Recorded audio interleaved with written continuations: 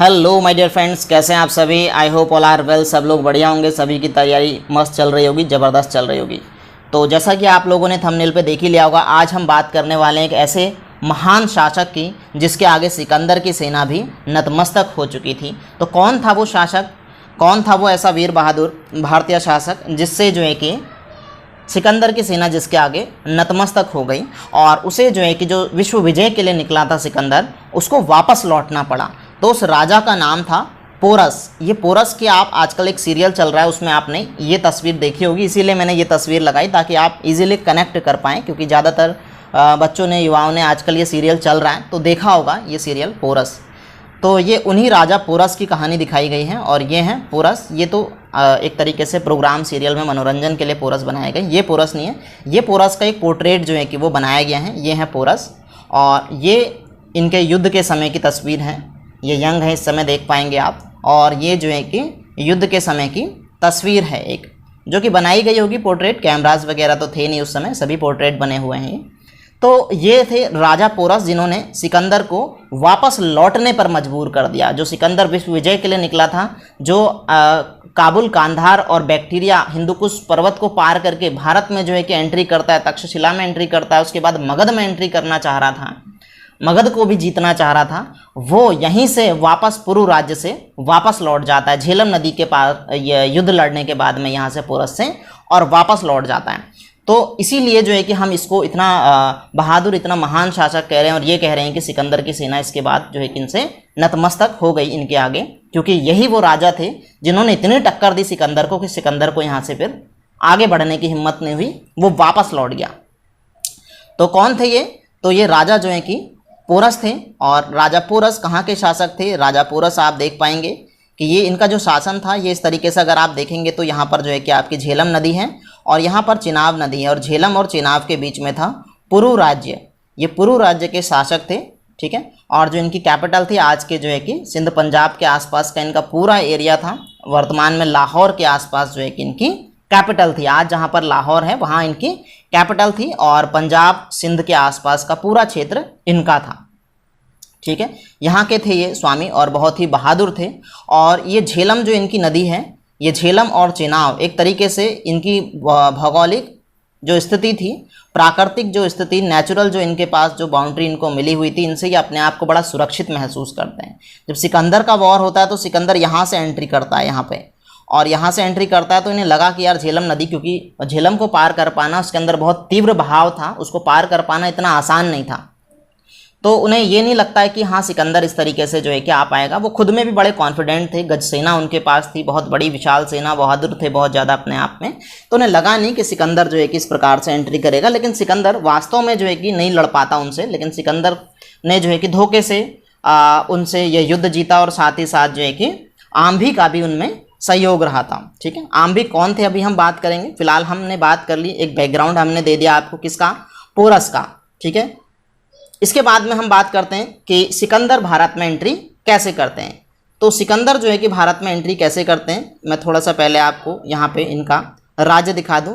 ये आप देख पाएंगे, ये सिंधु नदी है, पूरा ये सिंधु नदी तंत्र है, ये पूरा सिंधु नदी तंत्र है। और इस सिंधु नदी तंत्र में आप देख पाएंगे कि ये झेलम है और ये चेनाब है। इस झेलम और चेनाब के बीच में यहाँ पे है पुरु राज्य, जहाँ के राजा हैं पोरस, ठीक है। ये आप देख पाएंगे इजीली, यहाँ पे पोरस को मैंने हाईलाइट कर दिया। यह आपका पुरु राज्य है, पुरु किंगडम है, जहाँ पे पोरस का शासन था, ठीक है। तो इस क्षेत्र पर आक्रमण करता है कौन? यहाँ पे आक्रमण करता है सिकंदर। किस प्रकार से यहाँ तक ये पहुँचता है? तो यहाँ पर है पूरा आपका बैक्टीरियाई क्षेत्र, आगे आप देख पाएंगे, इससे आगे को यहाँ पे मैंने बैक्टीरिया का ये मैप लगा रखा है, ये देख पाएंगे आप। तो जो सिकंदर थे, सिकंदर महान जिनको आप कहते हैं, Sikandar the great, Alexander the great नाम से जिनको जाना जाता है, सिकंदर जब भारत की तरफ को बढ़ा तो भारत पहुंचने से पहले उन्होंने काबुल को जीता। काबुल को जीतने के बाद उन्होंने कंधार को जीता और कंधार को जीतने के बाद ये बैक्टीरियाई क्षेत्र में यहाँ पर पहुँचे, यानी बैक्टीरिया क्षेत्र को जीता। और इसको जीतने के बाद में यहाँ पर आप देखेंगे कि इधर जो है कि आपकी पामीर की गांठ है, यहाँ पर जो है कि हिंदुकुश पर्वत है और यहाँ पे कुन्नुल की पहाड़ियाँ हैं। तो ये हिंदुकुश पर्वत को पार करके एंट्री करते हैं भारत में तक्षशिला में। ध्यान देंगे कहाँ एंट्री करते हैं, तक्षशिला में। बड़ी मज़ेदार कहानी है। तक्षशिला में एंट्री करने के बाद यहाँ का शासक होता है आम्भी। जब आपने मौर्यन एम्पायर पढ़ा होगा तो उसमें भी मैंने आपको ये कहानी बताई है। यहाँ के शासक हैं आम्भी, और आम्भी सिकंदर के आगे नतमस्तक हो जाते हैं, सिकंदर के आगे आत्मसमर्पण कर देते हैं। जब सिकंदर इनके यहाँ तक्षशिला पहुँचता है तो आम्भी इनके आगे आत्मसमर्पण कर देते हैं बिना युद्ध किए। उनने कहा इससे युद्ध करना है तो वैसे भी हारना ही है, तो इससे अच्छा पहले आत्मसमर्पण कर दूं। तो आम्भी उनके आगे आत्मसमर्पण कर लेते हैं। और इतना ही नहीं, आत्मसमर्पण ही नहीं करते हैं, बल्कि वो क्या करते हैं कि उनको भारत में और भी ज़्यादा भारत में एंट्री करने में मदद करते हैं, भारत में युद्ध करने में मदद करते हैं। आम्भी के शत्रु थे पोरस, यहाँ से कहानी शुरू होती है। आम्भी के शत्रु थे पोरस। कौन थे? आम्भी के शत्रु थे, आम्भी के शत्रु थे पोरस।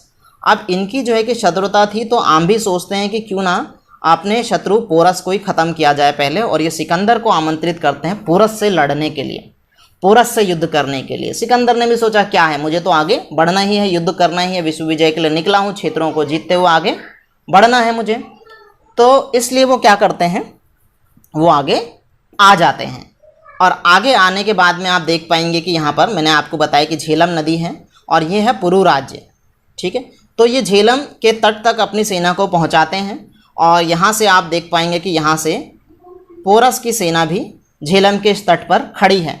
अब जब यहाँ सिकंदर की सेना आती है तो ये एक नौटंकी करते हैं कि हमें झेलम को पार करने का रास्ता नहीं मिल रहा है, ये झेलम को पार करने का रास्ता नहीं मिल रहा है।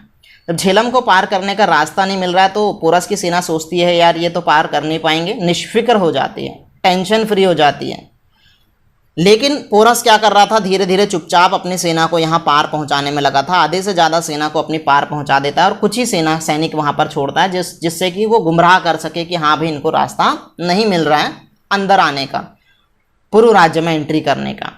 और फिर वॉर शुरू हो जाता है, और इस वॉर में सैनिक जो हैं कि उतने एक्टिव नहीं थे, उतने तैयार नहीं थे, कि उन्हें ये नहीं पता था कि कितनी सेना इनकी यहाँ तक पहुँच चुकी है।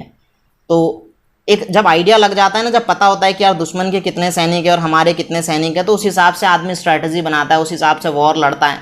लेकिन यहाँ पर उसके कुछ ही सैनिक दिखाई देते हैं, आधे से ज़्यादा सैनिक पहले ही पार पहुँच चुके होते हैं सिकंदर के, तो वो उस स्ट्रैटेजी से लड़ नहीं पाते हैं।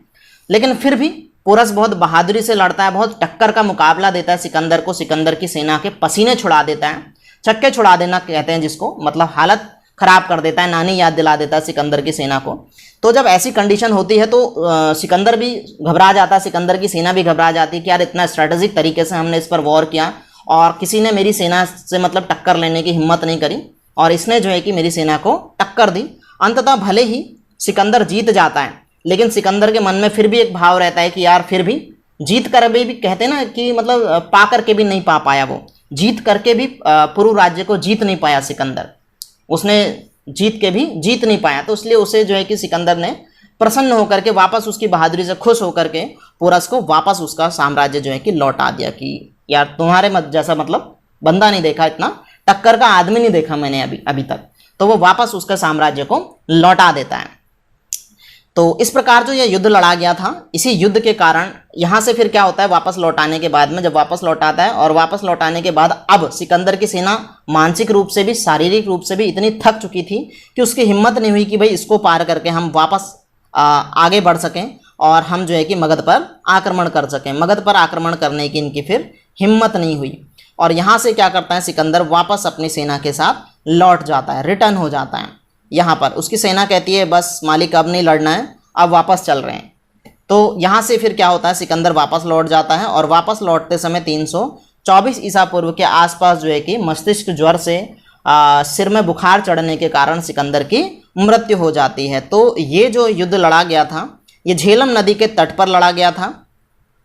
झेलम नदी को जो है कि हाइडेस्पीच कहा जाता है, हाइडेस्पीच कहा जाता है यूनानी ग्रंथों के आधार पर, या यूनान में हाइडेस्पीच कहा जाता है, जिस कारण से जो ये युद्ध लड़ा गया सिकंदर और पोरस के बीच, झेलम के तट पर जो युद्ध लड़ा गया, ध्यान रखेंगे कहाँ पर लड़ा गया था, झेलम के तट पर यह युद्ध लड़ा गया था। इस युद्ध को कहा जाता है हाइडेस्पीच का युद्ध या झेलम का युद्ध। और इसी युद्ध के बाद सिकंदर ने वापसी कर ली थी, अपने देश वापस लौट गया था, वरना उसका क्या था, विश्व विजय के लिए निकला था। अगर जो है कि पोरस भी उसके आगे आत्मसमर्पण कर लेता या पोरस भी जो है कि उतनी बहादुरी की टक्कर उसको नहीं दे पाता तो सिकंदर आगे बढ़ता, उसके सैनिकों का मनोबल बढ़ता, सिकंदर का मनोबल बढ़ता, वो आगे बढ़ता और हो सकता है कि फिर मगध पर भी आक्रमण करता।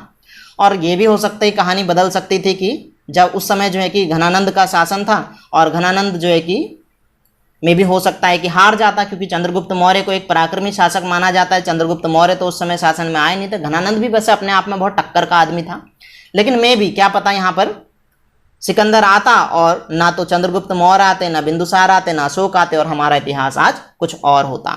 तो इसलिए जो है कि पोरस को माना जाता है कि एक ऐसा महान शासक था, ऐसा बहादुर शासक था जिसने सिकंदर को वापस लौटने पर मजबूर कर दिया। तो यहाँ से सिकंदर की सेना वापस लौट जाती है। आई होप आप लोगों को कहानी समझ में आई होगी, मज़ा आया होगा। ये थोड़ा सा युद्ध के सीन आप देख लेंगे, ये इस तरीके से युद्ध हो रहा था इनका। और हमारा लेक्चर आज का ख़त्म होता है। ये पोरस है। सीरियल देखना अगर कहानी थोड़ा सा वैसी देखनी हो, लेकिन कहानी देख करके जो हम सीरियल देखते हैं ना वो एंटरटेन के लिए होता है, बस उसमें उतना मिलता नहीं है। तो चलिए इसी तरीके से पढ़ते रहिए, आगे बढ़ते रहिए। और ये कॉन्सेप्ट बॉम्ब सीरीज़ है हमारी, इसके अंदर हम छोटे छोटे टर्मिनोलॉजीज़, छोटे छोटे टर्म्स, छोटी छोटी मतलब ऐसी चीज़ें लेकर के आते हैं जिनमें कन्फ्यूज़न रहता है। तो ये कॉन्सेप्ट बॉम्ब सीरीज़ भी हमारी चलती रहेगी। और जो हमारी सक्सेस सीरीज़ चल रही है दृष्टि जीके आईएएस की, वो भी हमारी दृष्टि आईएएस का जो जीके जीएस है उसकी भी हमारी सीरीज़ चलती रहेगी, वो भी चलता रहेगा। तो इसी तरीके से चैनल पर बने रहिए, अपना प्यार दिखाते रहिए, खुश रहिए, आगे बढ़ते रहिए, पढ़ते रहिए। Bye bye, take care.